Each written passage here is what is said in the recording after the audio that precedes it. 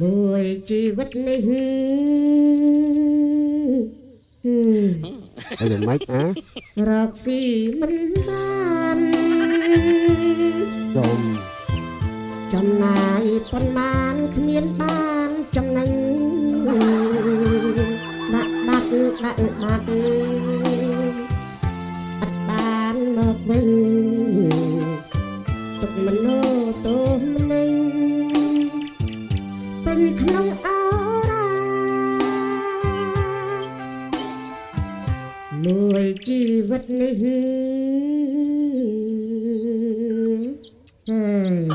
អីស្អីទៀតហើយ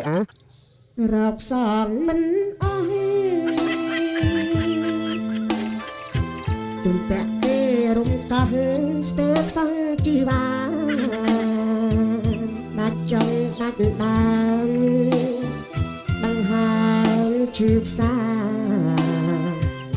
ចង់ឡើងតឡាការបង្អា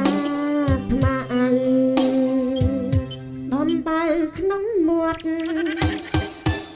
រលាត់បងអណ្ដាតបាត់អីសង្វាតស្រាសពេញពេញ